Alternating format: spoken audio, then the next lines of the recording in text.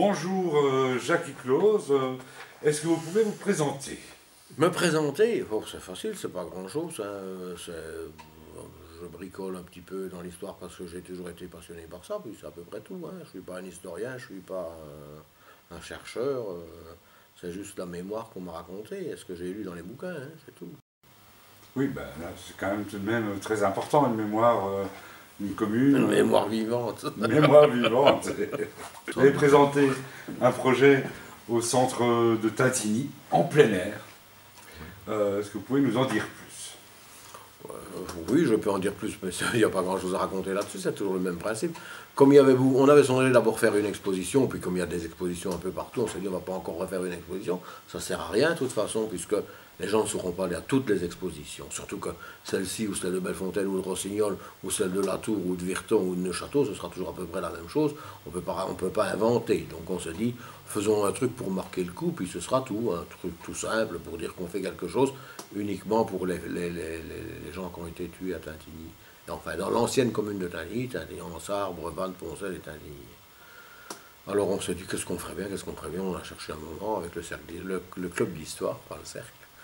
Et on a tout simplement dit, oh, bah, on ferait bien des panneaux, un truc dans ce genre-là. Puis quand on a eu l'idée de faire des panneaux, je me suis dit, on ferait bien ça, ça ou ça. Et puis j'ai commencé tout simplement à barbouiller. Et voilà le résultat que ça a donné. Et c'était tellement grand, puisqu'il y a 11 panneaux avec 10 personnages sur chaque.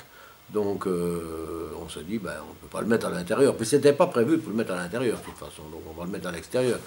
Et donc c'est au total 107 personnages. 108 normalement. 108.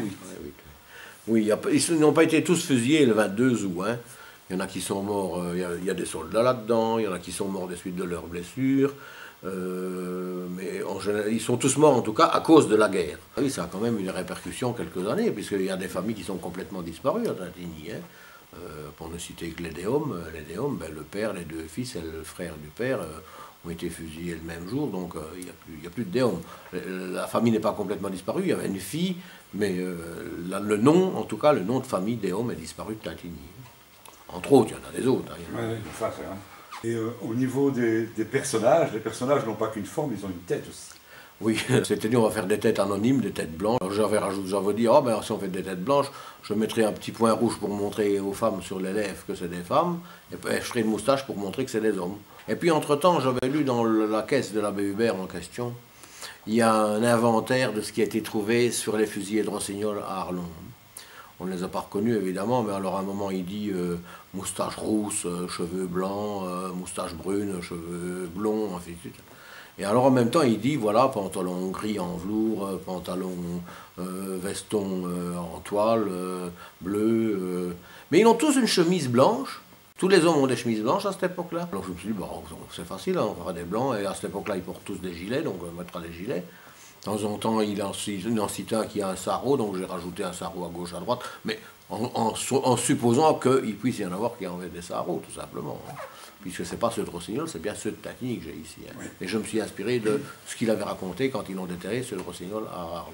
Les têtes. Pour en revenir aux têtes, ma foi, ben, on avait dit toutes des têtes blanches, et puis il y a quelqu'un qui a dit, mais il n'y a pas des photos là-dessus. Ben, je dis, si, j'ai quelques photos dans le livre de David Schmidt et Newland, mais il n'y en avait pas beaucoup. Puis alors, il y a quelqu'un qui m'a suggéré de regarder sur des photos d'école. Alors, les photos d'école, j'en ai trouvé quelques-unes, hein, des gosses qui avaient une dizaine d'années, entre autres le plus jeune qui était, enfin le plus jeune des gamins, en tout cas, qui était fusillé, qui avait 14 ans. J'avais une photo quand il était à l'école, qu'il avait une dizaine d'années. Puis je me suis dit, ben, j'ai un tas de photos avec des noces. Alors j'ai pêché là-dedans et je suis arrivé à peu près en avoir 2 tiers, à peu près, quelque chose comme ça. Il y en a peut-être qui traînent encore quelque part, la preuve. Il y a un monsieur, il y a plusieurs qui sont déjà venus voir et qui m'ont dit « Ah, mais j'ai la photo de mon grand-père ». Aussi, il y a les métiers.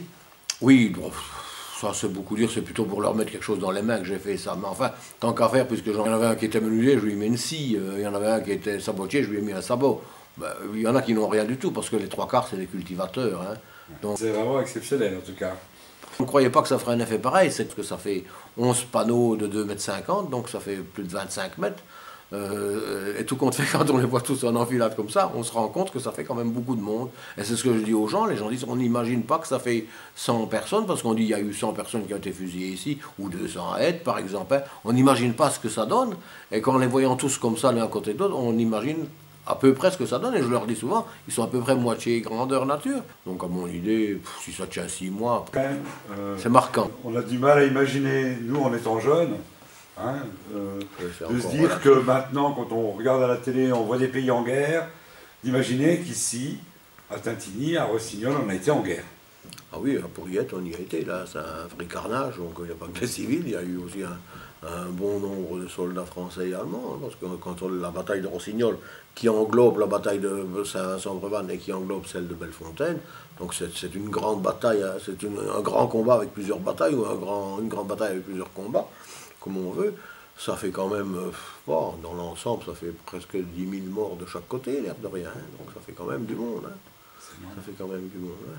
Ce qui est frappant là-dedans, c'est qu'il faut dire que tous ces soldats-là qui sont morts ou blessés, rien que sur la commune de Tintigny actuelle, ben, il y en avait tous les 20 mètres, il y avait un soldat qui était allongé, qui était en train d'agoniser ou qui était mort, les deux. Il faut imaginer le travail des civils qui ont dû enterrer tout ça, et sans compter les 3000 chevaux. Parce qu'il a fallu aussi tuer les chevaux pour que ne pas que les Allemands puissent les prendre. C'est le même principe que les puits de pétrole actuels, hein, c'est la même chose. Hein. À cette époque-là, ça ne s'appelait pas le pétrole, ça s'appelait le cheval. Je vous remercie beaucoup pour cette réalisation. Et on a une question traditionnelle, vu qu'on est ici dans un espace public numérique. Donc c'est un espace qui permet aux citoyens de se familiariser avec le numérique, donc les tablettes, les ordinateurs, ces smartphones et tout ça. Et donc la question rituelle de fin d'interview, c'est toujours la même. Vous et la nouvelle technologie. Ben moi, la nouvelle technologie, c'est facile. Sur le tas de mots que vous venez de citer, là, hein, il y en a peut-être un ou deux que je sais ce que c'est, et encore tout juste. Hein. Il y a certainement 99% que je ne sais même pas ce que ça veut dire. Hein.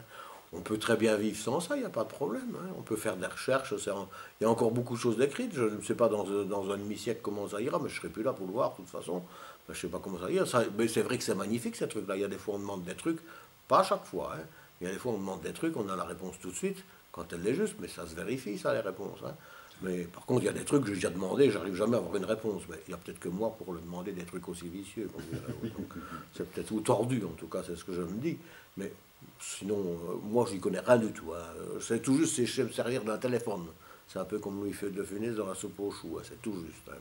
Donc, ça, je laisse ça aux autres. Mais enfin, je vais être pensionné, peut-être bien que je vais y mettre, on ne sait jamais. Ah, ben voilà. Mais je dis ça sans conviction. Hein. Sans conviction. Hein. Ben, on vous remercie beaucoup. Un grand merci. Il n'y a pas de quoi.